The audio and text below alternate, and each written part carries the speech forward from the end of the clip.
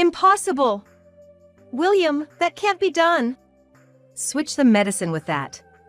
I only heard a whisper, but it was unmistakably William's voice. I'm sorry, Linda. Actually.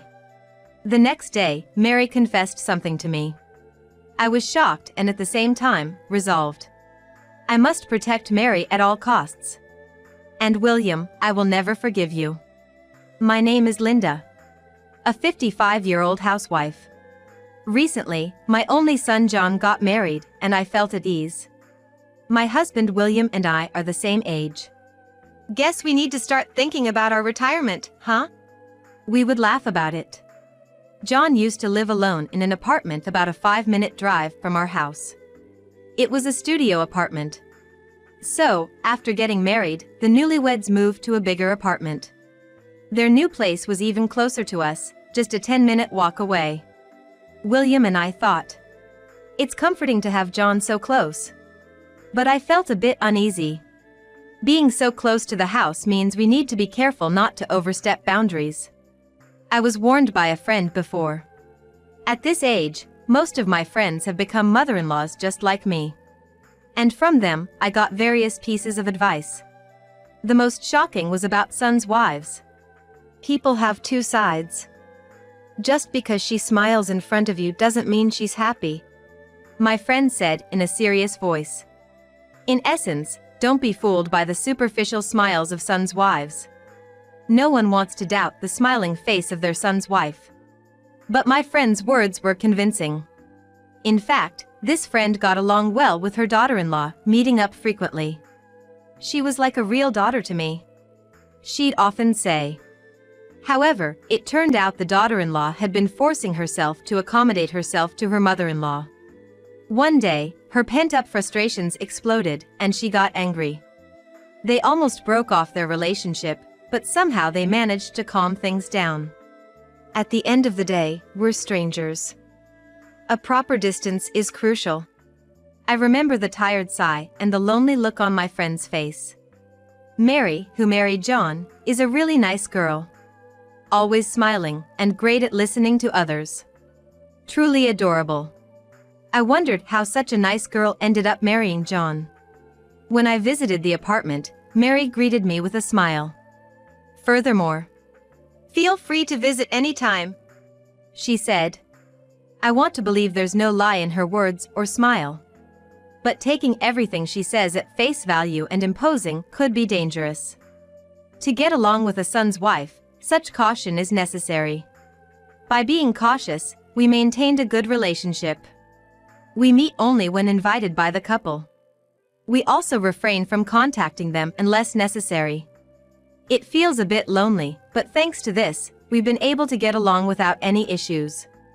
However, one day, when my son and his wife came to visit, they made a surprising request. Excuse me? What did you say? I asked again, and John repeated the same words.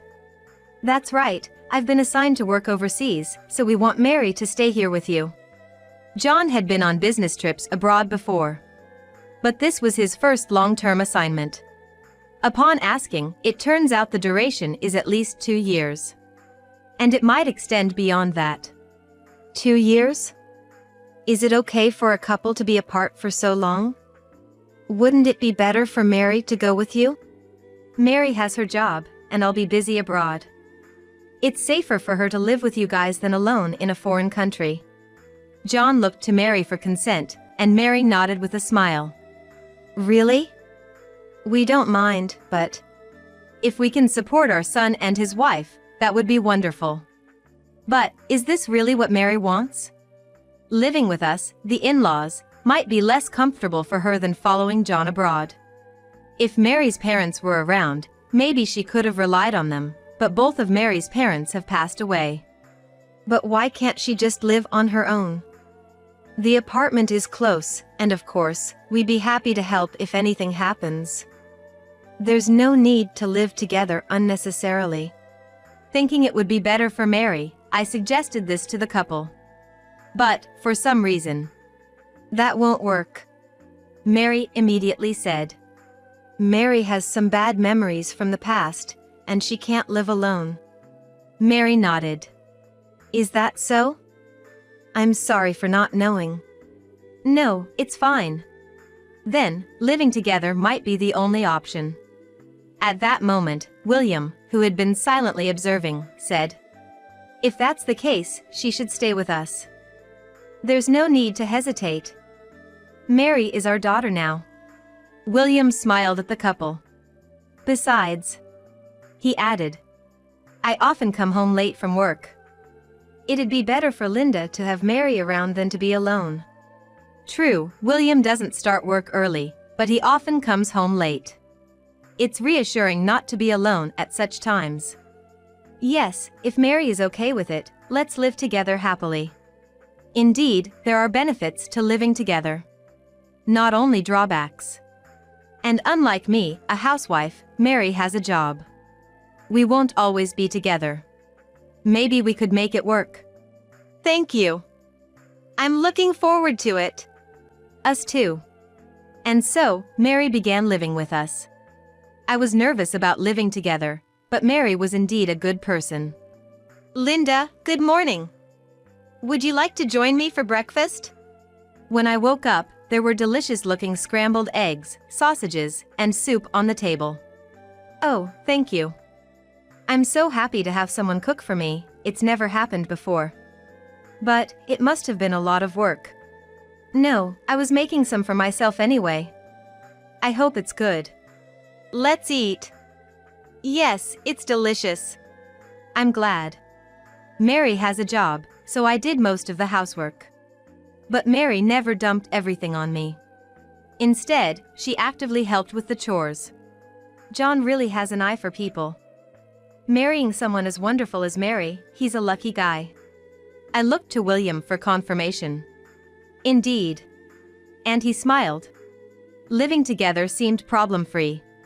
However, about a month into our living together, I noticed a change in Mary.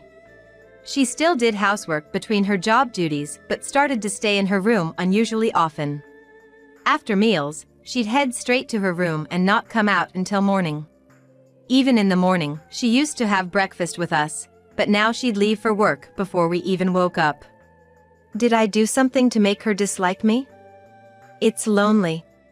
I told this to William, who returned home late. Are you thinking too much? Mary might just want some alone time. That may be true, but I feel like she's avoiding us. Living together with us. Mary has to be considerate of us every day. Maybe she's tired of it. As I pondered, William patted my shoulder. Don't be too anxious. It's bad for your health. Don't fall sick again. I had previously been hospitalized for a stroke. Remembering that, William looked worried and stroked my back. I'm fine. I'm taking my medication properly. But maybe I am overthinking it. After that, Mary avoided me even more, but I tried not to mind it. Weekdays were okay, but weekends were hard. On weekends, William would go out alone. So, I often went out with Mary. Even if we didn't go out, we chatted at home while eating snacks and spending time together. But recently, Mary would refuse even if I invited her. Moreover, she started going out every weekend. Are you going out now? I casually asked Mary as she was heading to the entrance. Mary looked puzzled and said, This has nothing to do with you. Please leave me alone. Then Mary hurried out of the house. I understood she was rejecting me. Having been close at first, I was more shocked than I imagined. Since then, I've also started avoiding Mary somehow. Will things stay this way until John returns from abroad? Maybe it would be better for both of us to stop living together now. I wanted to talk to William, but, as luck would have it, he was not around. William had been away on a business trip for 2 weeks. The weekends were painful for me, so I tried to go out as much as possible. I didn't want to run into Mary. When I got home, I could hear Mary's voice coming from her room. It sounded like she was talking to someone. Since Mary wouldn't invite guests over without telling me, she must be on the phone. I'm home. I called out and approached her room. As I was about to quietly open the door, I realized Mary was on a call. She was indeed on the phone. Convinced, I thought not to disturb her call and was about to leave, when Mary raised her voice. "It's impossible, William. I can't do that." I definitely heard William's name. William was supposed to be on a business trip. It seemed unlikely he would contact Mary from there. Yet, I heard Mary continue. "William, that's why I can't," I heard Mary say. I approached Mary's room again, trying to listen. I could hear Mary's voice, but not the person on the other end. I couldn't tell if it was William nor understand the conversation. Feeling frustrated, I couldn't leave or interrupt. I just stood there. Meanwhile, Mary seemed troubled on the phone, repeatedly saying, "That's why it's impossible," she said over and over. Was William asking her for something? Maybe I should help. But she'll find out I was eavesdropping. It might worsen our already strained relationship. Yet, it's sad to think our relationship could get any worse. As I was pondering this, Mary cried out in distress. Almost simultaneously, I heard something fall. Soon after, William's low voice filled the room. "Switch the medicine with that." Perhaps Mary dropped her smartphone, causing it to switch to speaker mode. Mary must have quickly picked up the phone and switched it off speaker because William's voice disappeared, and only Mary's voice was audible again.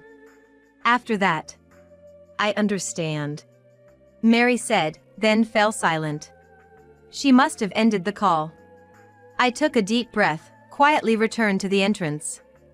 And after composing myself, "I'm home," I called out to Mary again. "Ah, welcome back." Mary came out of her room, her face tense. There was no way I could question her about the phone call. Mary went back to her room with a troubled look. Who was William talking about? Most of all, the words about switching the medication with that stayed in my mind. I thought about asking Mary several times, but didn't have the courage to do so.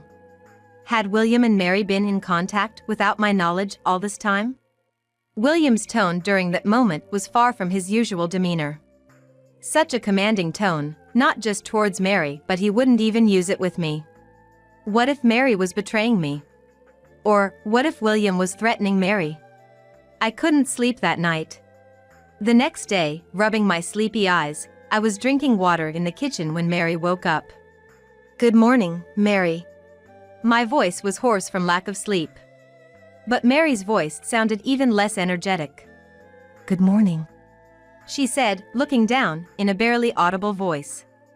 "Mary, you seem down. What's wrong?" Could it be related to yesterday's phone call? Concerned, I looked at Mary and was shocked. Mary's eyes were swollen. Her cheeks were wet with tears, and tears were still overflowing from her eyes. "Mary, what's wrong? Are you okay?" Instinctively grabbing her hand, Mary grasped mine back. "I'm sorry, Linda. Actually." Mary then explained something to me while crying. It was unbelievably shocking. I didn't know how to react after hearing everything. Stunned by Mary's sudden confession, my mind went blank. Mary cried in front of me again. "I'm sorry. Linda, I'm sorry." Mary kept apologizing. I hugged Mary. "What are you talking about? It's all William's fault, not yours." I tried to soothe her, but Mary's tears wouldn't stop. Hoping to calm her down, I gently stroked her back. "I'm sorry. It's my fault for keeping silent." "It's not your fault. Everyone has things they can't share. Besides, if John is okay with it, then neither William nor I should interfere in a couple's matters." Saying this out loud helped her cool down gradually. And then, anger towards William started to rise. How many years has it been since William and I got married? We've had our fights and even discussed separation. But, I had always intended to spend the rest of my life with William. Never did I imagine he would be plotting such things behind my back. After a while, when Mary seemed to have calmed down, we decided to discuss what to do next. First, we should contact John before William returns from his business trip. For Mary, she thought. I don't want to interfere with his work. But that's not right. He would consider you more important than his job. How would John feel if he found out you've been struggling like this? After hearing this, Mary silently agreed. We tried contacting John, but couldn't reach him. Maybe he was busy with work or asleep. We decided to leave a message summarizing the situation and asking him to call us when he has time. 2 days later, William returned from his business trip. I'm exhausted," he repeated, handing me his bag and jacket. I took them, saying, "Welcome back," without really meaning it. Entering the living room, William looked around. "What's wrong?" I asked, and William replied, "Just wondering where Mary is." Scanning the room again. "Oh, I sent her out for some shopping." "Did you need her for something?" I said with a forced smile, and William replied, "No, not really," averting his gaze. While William showered, I prepared the documents on the table. The thought of showing them to William filled me with mixed emotions. After decades of marriage, I never wanted to use such papers. But knowing the truth, I could no longer envision a future with him. William came out of the shower, looking satisfied, and sat down with a towel around his neck. Normally, he would finish off a beer already set out for him. But noticing the absence of beer, he squinted at me questioningly. "Hey, where's the beer?" "There's no beer today. Look at this instead," I urged, and William, looking at the papers on the table, was shocked. "What's this?" he said angrily, staring at the table. I clenched my fist and said, "These are divorce papers. Please, let's get divorced." "Huh?" William shifted his gaze from the divorce papers to me. "Divorce? Why?" I sensed more anger than confusion in William's voice and expression. "Why does someone like me have to be told by you to divorce?" I can almost hear him saying that. "It seems like you wanted a divorce, right?" William looked surprised. "No, I never, that." I couldn't help but laugh. "What's so funny?" "Because you're so flustered." "Oh right, you didn't want a divorce, you wanted to remarry." William remained silent, looking troubled. "That, I know everything. Your affair with another woman, trying to make me take medication to be with her, and what I can't forgive the most is that you threatened Mary." William turned pale and started to sweat. With that face. "It's not true, that's not it." He kept repeating excuses. "Whatever you say is pointless. I heard everything from Mary." "Mary, that bastard." Mary had debts before getting married. It seems William found out when she was talking to John about it on the phone. The reason she couldn't live alone was because she wanted to use the rent money to repay the debt. Knowing she had no money, William must have thought he had the upper hand. He had Mary doing menial tasks behind my back. Mary, afraid of being thrown out, couldn't stand up to William. Apparently, Mary was keeping an eye on William every time she had a day off to break free from him. That's when she witnessed William cheating. When she confronted him, "Linda will be the one who's sad," he brazenly responded. And then, brazenly, since it was out in the open, William ordered Mary to switch my medication. "So, you thought of getting rid of me because I was in your way?" Yes, shockingly, the person William was talking about over the phone was me. Having had a stroke before, there's a medication I must take daily. Without it, I'm prone to blood clots, and unluckily, it could be fatal. William was planning to swap my medication with something else. Of all things, to swap it with a vitamin pill, huh? For most people, it's just a supplement, but for me, it's poison. Depending on the type of vitamin, it could increase the risk of blood clots. In other words, William was after my life. "Anyway, I can no longer stay with you. Please, let's get a divorce. We'll discuss the money for the divorce proceedings through a lawyer later." William looked frustrated and then turned his gaze to Mary, who returned, Mary, how dare you do this? You know what will happen, right? Mary showed a momentary look of fear, but when I took her hand, she glared back at William. I know. It's okay now. I have Linda. What? Getting cocky, aren't you? William seemed ready to pounce at any moment. But just then, there was a noise from the entrance, and John appeared. Are you okay? John stood in front of William, shielding Mary. John, why are you here? I got a call from Mom and rushed back from overseas. Dad, I'm disappointed. What have you done? At first, I just wanted to exploit a weakness and leave. But then, I needed money. Either way, it's despicable. I don't want to see your face anymore. Just leave. Wait. Are you okay with this, Linda? Saying such things. You're a housewife without an income. You won't be able to live. Don't worry. I'll get the money for the divorce proceedings from you. Besides, this house was inherited from my parents, so don't act so high and mighty. William was still saying something so arrogant, but... I'll call the police, I said, and he left. Afterward, William and I divorced. William had been secretly supporting his mistress, and some savings had been spent. I feel like I understand why he needed money. As a substitute for the money for the divorce proceedings, I took all his remaining savings. William's life from here on is on zero savings.